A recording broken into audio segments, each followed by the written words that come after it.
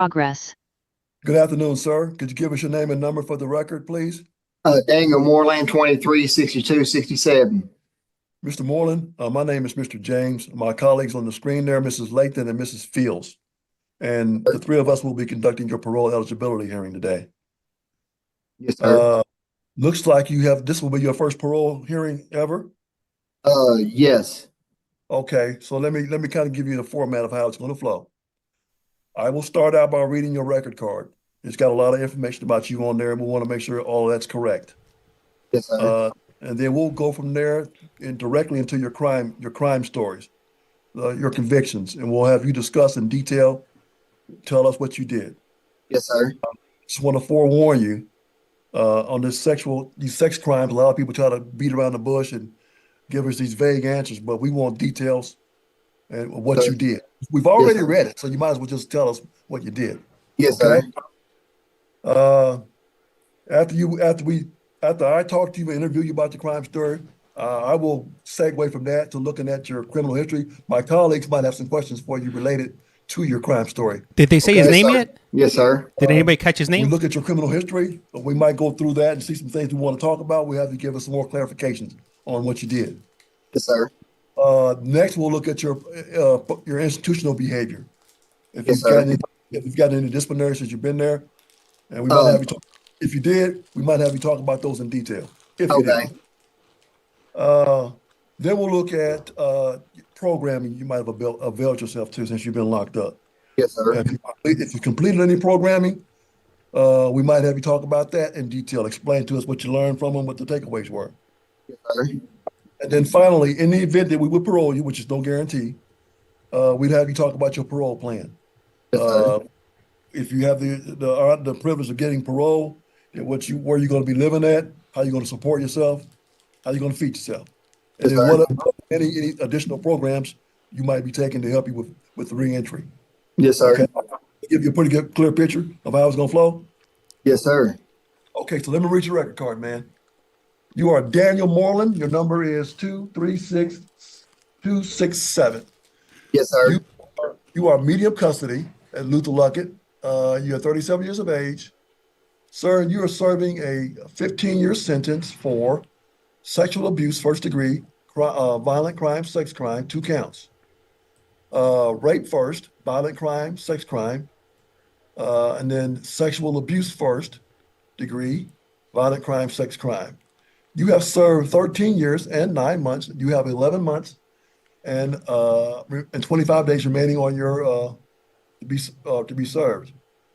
Looks like you have a loss of 259 days of meritorious good time, and you do not have any detainers. Believe you were on probation for these charges too, right? You got out on these charges, Yeah. am I correct? Yes, yes. And then you violated probation. I violated it because I went home I absconded and went home. My mom had cancer. Hold And on, let me before you get started. You're taking over my interview, man. Oh, my bad. Okay, and I want you to calm down because I noticed you're kind of answering some questions before I'm done talking. Calm down, just calm down. There'll be opportunity for you to speak, but don't cut me off, okay?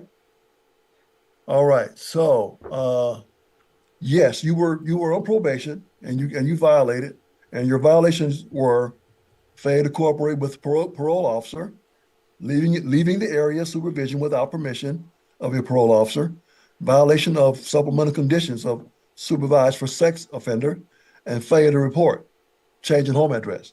So those were your violations. That's why they violated you, okay? So you've been back since, let's see here. You've been back since April of 2021. Is that accurate? Okay.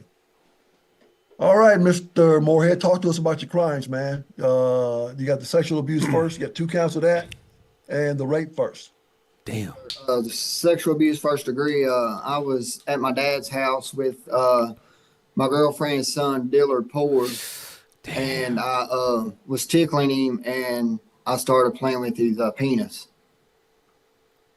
Wait, and he what? told me to stop, and I stopped. Crickets? So,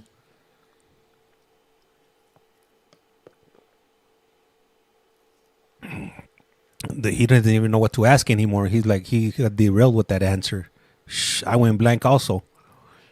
What was the lead up to that? What was, I mean, where did all this come from?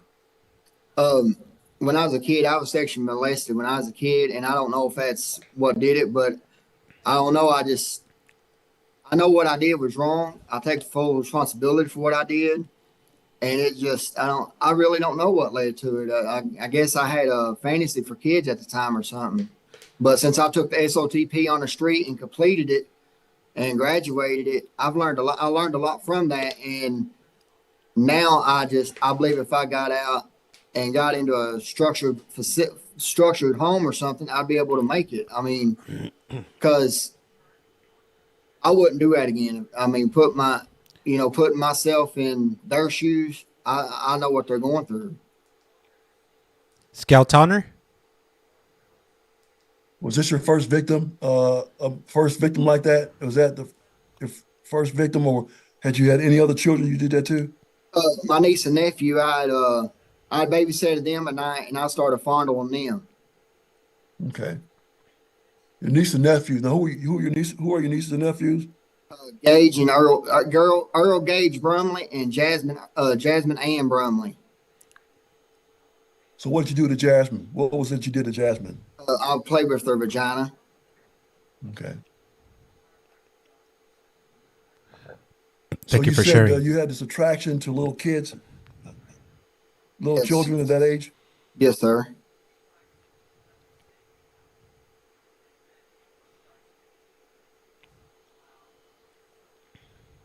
Even at 4 years of age, they know that you're doing something wrong. That they realize that that's wrong. Yes. Most parents teach their kids to recognize that that's a wrong behavior for Yes, anyone sir. to touch you like that inappropriately. Yes, sir. And like I said, I take full responsibility for it. I really got sympathy for them kids because of what I did to them.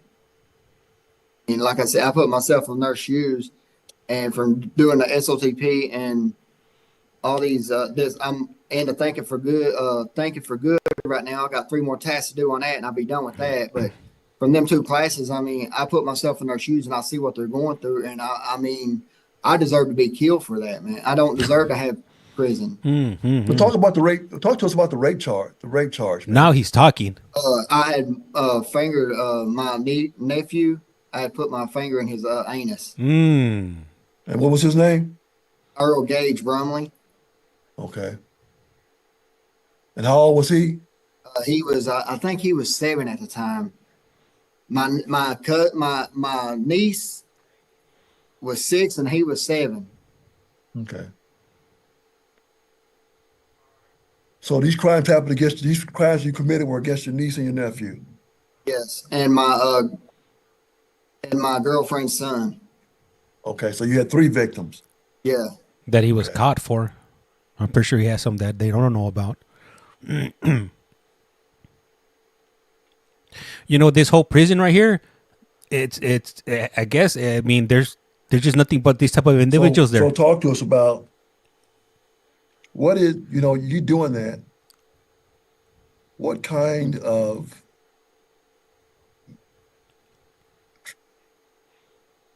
mental and emotional damage that you caused your victims?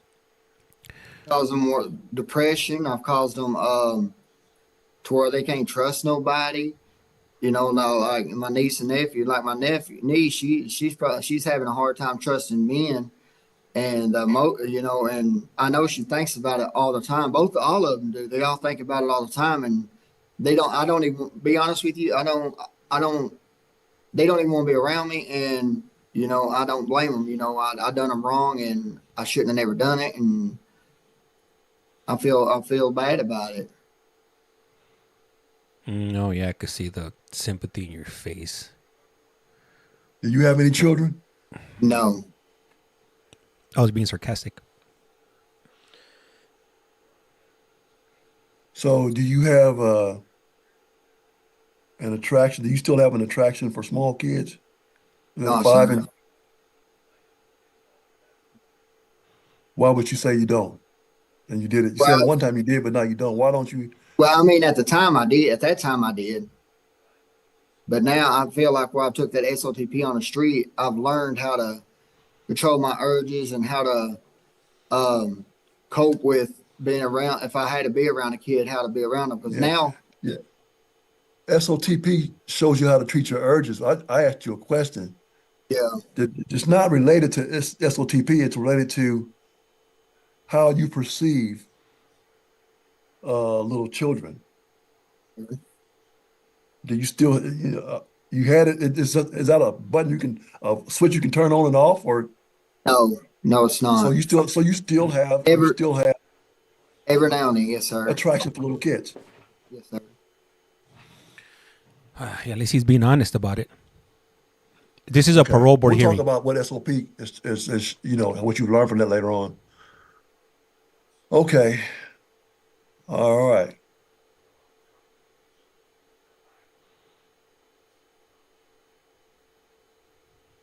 They could only hold him for 11 more months, like somebody just mentioned. But hey, I'd rather keep him those 11 more months than letting him out today, possibly come, making some new victims tomorrow. How long had all this been going on with your nieces and nephews? Probably for about a year. It had been going on a year. Like I would talk to them and watch porn with them and stuff like that. And then I caught my sister gone one day when she wanted me to babysit, and that's when I literally actually went into the actual fence part. But everything else has been going on for about a year. Watching porn, trying to watch porn with them and fondle them every now and then. But the penetration never happened until actually my sister went on vacation and asked me to watch the kids. Hey, that's why it's important who you leave your kids with. If possible, I wouldn't leave them with anybody but yourself. Okay, Mr. Moreland, I don't have any more questions related to your crimes. I think you've been pretty open about it. You were specific enough for me about what you did. Yep, he groomed them. That is right, Ange. It was premeditated. You don't and he have any groomed them. criminal history except what we're looking at you Damn. on. So, but what we're looking at is quite a bit. I think they're going to let him go. Unfortunately, I don't want to say that, but the way these hearings been going today, he didn't deny it. He took accountability, which, like I said, I don't take any pride in saying that. But the way they've been making these decisions, they've been letting them go. Preferably not hold them at least the next 11 months. I got an idea. Okay, well, in April of last year, we're looking at your disciplinary now. In April of last year, what was the possession of promoting dangerous contraband? What was that? Or maybe they won't because he got a write-up. Let's see what he says about this. Oh, okay. I can't even remember what it was. Pooch? Yeah. I was holding it. Somebody was, I know it's going to sound weird, but somebody was paying me to hold it for them. And I got caught. Well, you realize that you knew that was a violation though, right? That was a rule violation, right? Yeah, I knew if I got caught, it was be on me. Yes, sir. I did. Mm-hmm. And that's why I took full responsibility and claimed it was mine. So he's been in prison since 2001. You got a bunch of refusing to obey orders. I got an idea, but I want you to tell us why you got all the refusing to obey orders. Refusing the yard because of my charges. People trying to check me in, going to PC, and I was going to PC, and they'd say, well, instead of going to PC, would you rather refuse the yard? Because they always deny the PC hearings unless you got full, unless you give names or something. And I'm not the type to give a name, so I just went ahead and refused the yard. Because what was your reason? What was your reason for refusing the yard? Because of my charges. People kept I was at Southeast for a little bit and places like that, and they kept on telling me that they was going to beat me up if they didn't extort me. They was extorting me, trying to take my money and all that. So I just went to the hole. I refused the bed assignment because I didn't want it to look like I was checking in. I didn't want them to see anything different. So you've been at North Point. What about North Point? Did the same thing happen at North Point? Same thing. Yeah. Okay. And actually here it happened a couple times here until they moved me in the dorm I'm in now, and I've been in the dorm here since I think October, November. In the dorm I'm in now here, it ain't happened since I've been in this dorm here, but it did when I first got here. But it ain't happened since I've been in that dorm. I hope they don't find How long out. you been in that dorm now? They don't find out about Since this hearing. October. Okay. I think it's October or November, one of the two. Okay, so that pretty much explains all those refusals to obey order. You refuse to go to the yard in fear that someone would I think assault they you are. or whatever based on the type of crime you committed. Yes, sir. Okay. Unfortunately, I So how's it going for you on that dorm now? It's going good right now. I ain't had no problems or issues in there. Yeah, those urges don't go away, Megan H. Once you, if you're attracted to that, that doesn't Okay, change. so Mr. Moorhead, talk to us about. Thank you for the follow, Mila. Well, let me see here. And if you guys could hit the subscribe button, I highly appreciate it. It's free 99. Also, sharing is caring. Share with your loved ones. Even share with people you don't love. Please, and por favor. Just in case they shut down the stream, you guys know where to get back to me. That's interesting. Interesting. What is interesting, James? Mr. James. Also, we are streaming this on YT at CollectCallFrom. Why haven't you gotten into? Oh, okay, I see. Yeah. Did you apply for the SOTP program? I applied for it here, and they sent an email to Frankfurt, and Frankfurt said where I had completed it on the street, I didn't have to do it in here anymore. They said I didn't have to do it. They got an email about it. Yes, you I do. Recommended for it. Let's see here. You got recommended for it back in June of 22. I'm sorry, yeah, 22.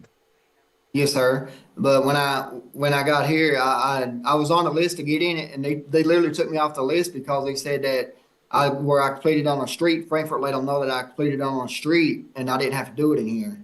But I'm willing, if I get out, I'm willing to do it again on the street. I'm willing to do it again. Willing to do what on the street? I'm willing to do it. Have you ever done a SOTP program? Yes, on the street. Yes, sir. I graduated in 2020 through Centerstone. Talk to us about that program. What your takeaways and how you could apply the program. Well, when I get out, I'm going. My coping skills are like when I would go to the store here or anywhere when I was out on the street. If I walk into an aisle and a kid was there, I turn around and go back out. I've learned from that program. I learned like how to control, get a hold of my support system. But one of my support systems has passed away now. I'm gonna have to find another support system. She passed away last May. You can find her.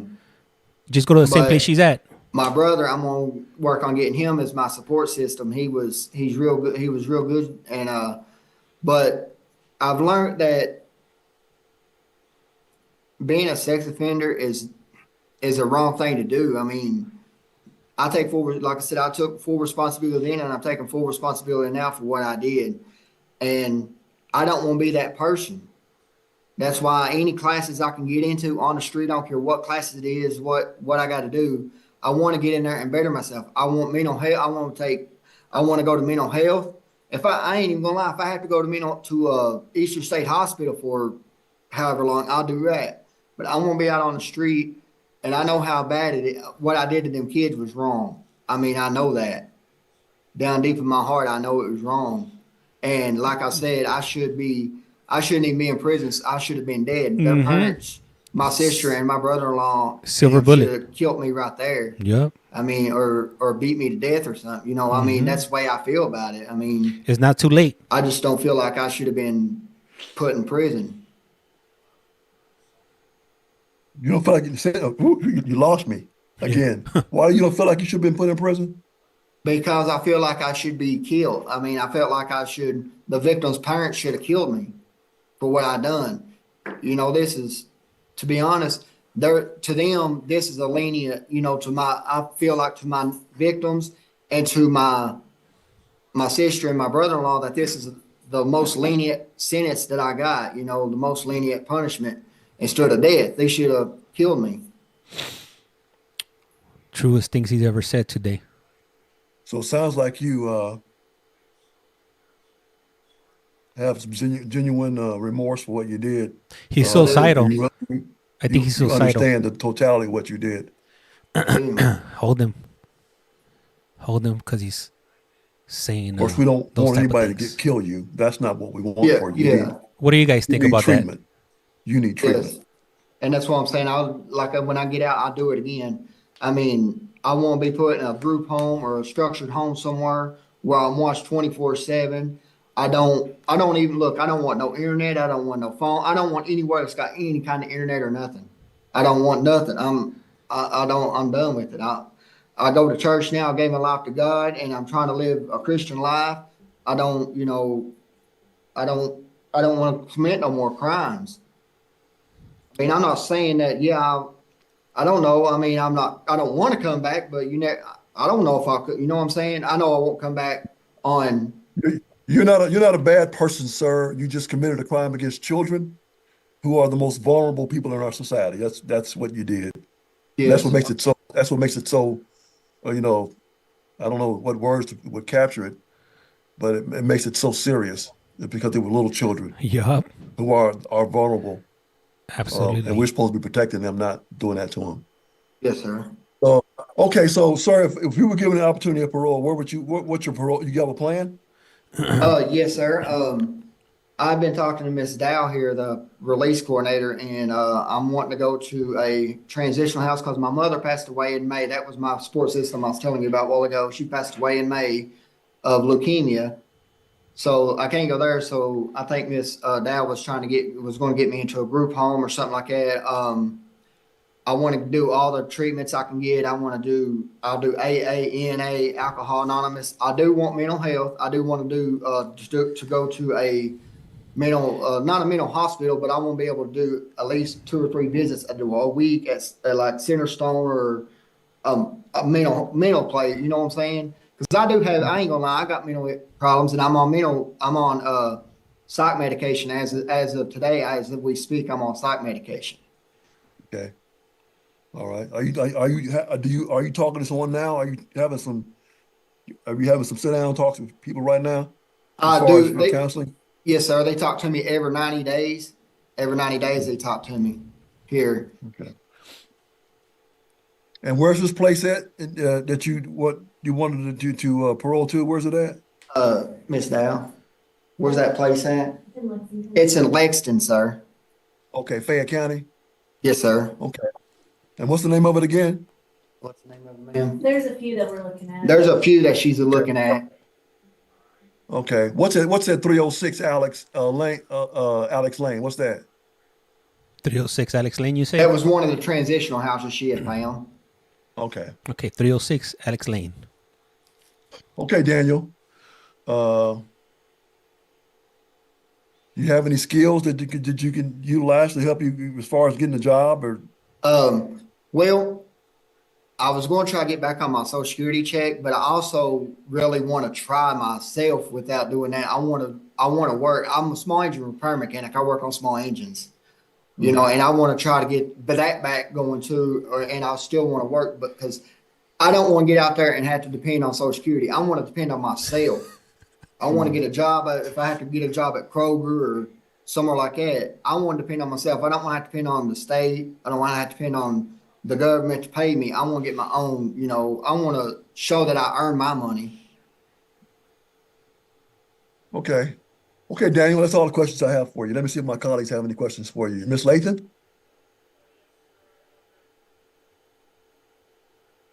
Can you hear me? I just want to thank you for cooperating and answering all the questions, and I don't have anything. Thank you, Mr. James. Wait, what? Thank you, ma'am. Mrs. Fields? I just have one clarification. Or Mr. Moreland, now the victims, they were what was the relationship? My niece and nephew, ma'am. Your niece and nephew. Was one of them? One of them was my niece and 2 of them was my niece and nephew, and the other one was my girlfriend's son. Okay. All right.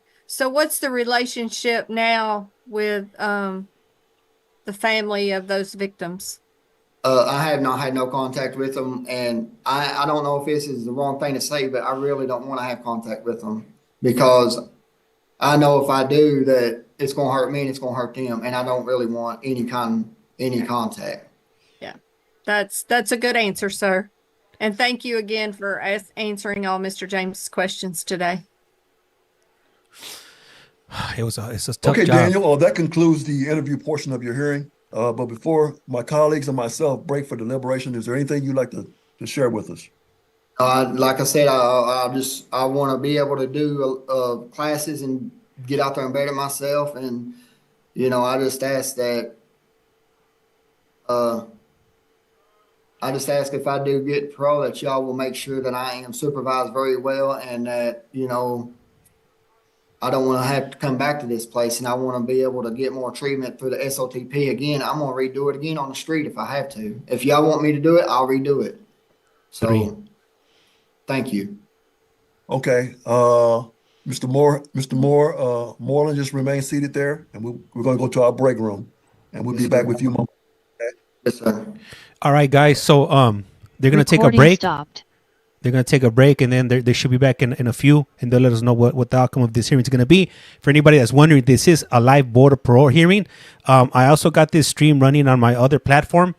Here's the information, just in case you want to jump over, or if if it happens to go down, because I just got another restriction right now. I'm not sure if you guys are able to see that right there. But over here on the other platform, we got 49 people watching. On this other one, we got 200. So if you guys could jump over to the other one, highly appreciated. If you guys could follow, I would highly appreciate it also. It's free 99, doesn't cost you anything to follow, and it'll definitely help me out. We're trying to get into that algorithm, to that front page. Also, if you guys know anybody that would probably benefit from this for this type of stream, share it. Whether you like them or not, just send it to them, and then let them figure it out for themselves if they want to jump over here. All right. So I just got flagged. I'm gonna go ahead and start it back up. All right, I'll be right back. Oh no, I think they cut it. Hold on. Let me see here.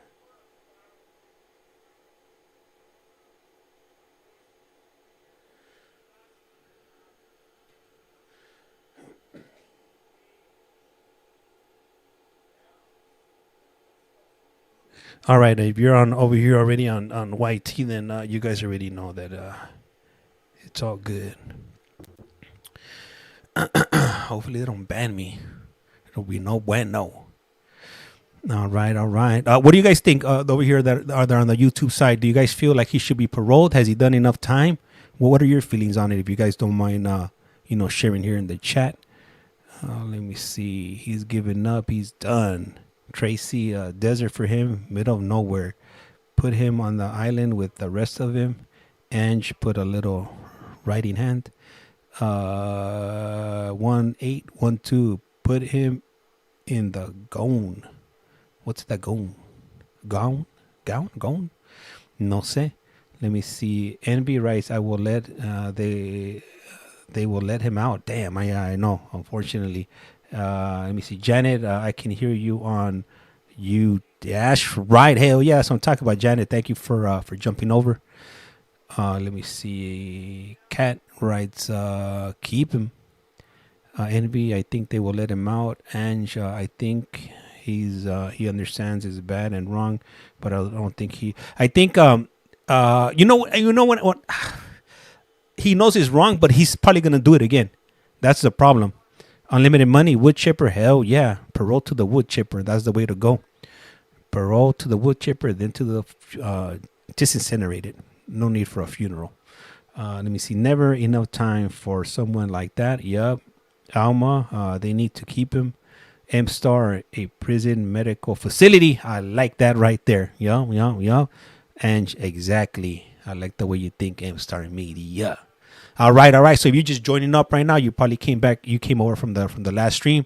My apologies. Unfortunately, the police is on me right now. So I got to shut it down and really open it back up. Somebody wrote, he will definitely reoffend. Somebody wrote, take him out. Let me make the thing a little bit bigger so I can read the names. Chelsea wrote he will definitely reoffend. Take him out. Shelly. All right. And we're up to 73 again. Oh, damn, we got 70 on each platform, so that's pretty cool. All right, so for those of you that are curious, I try to do these streams Monday through Friday. I'm not able to participate in them every time that I do the streams, but I do have them running. Like right now, I'm doing a simultaneous stream. We got Utah and we got this other state here. So we're always running these Board of Parole hearings. And let me see here. Shelly and not release him. Brittany, thank you for sharing that. Hell yeah, that's what I'm talking about. Spread the word. Like this, information like this. I'm glad that dude, when he spoke, he opened. They're back. I'm glad he spoke freely because it gives you insight on what goes through his mind and what to look for when you're dealing with individuals like that. And it could be anybody. You don't know, a teacher, cousin, friend, father, grandpa, anybody. Everybody's a suspect. You just never know. Recording in progress. The interview with you, and I want to point out that we did appreciate your being candid with us about what you did, and we appreciate your honesty. However, due to the seriousness of your crime, sir, due to the violence that was involved, due to your prior misdemeanors and your poor institutional behavior, and also your history of violating probation, it will be the decision of this parole board panel to have you serve out the remainder of your time, 11 months. Good luck to you. Thank you. Good luck, sir. Good luck, sir. Recording 11 stopped. months. I thought. Turn the page. Oh, They moved my live access. Thank Damn. you, Desiree. I thanks, got banned Desiree, to for the a good day. 21st. Have a good day. I like those U of L colors. Gosh. U of L. Bye. Bye. I know it's right, Robert. There we go. I'll be with you all tomorrow. Quit hating. Hey, Quit how's hating. Candy doing? She's still sick. They Yeah. So, I won't be on TikTok yeah, for a week. I told her take whatever time she needs. I got her. I know you do. Yeah, she's struggling. So, You got us Yeah. too. All right, so we're back on a break right now. We're waiting for the next individual to come on. And for those of you that came on from TikTok, highly appreciate it. They just removed my access for a week, so I won't be on TikTok till the 21st. I don't know how I'm gonna do it. Well, if TikTok goes down on the 19th or 20th, then I guess I won't be missing out on nothing. But yeah, if you guys are wondering where I'm at, that's where I'm at. I'm in TikTok jail.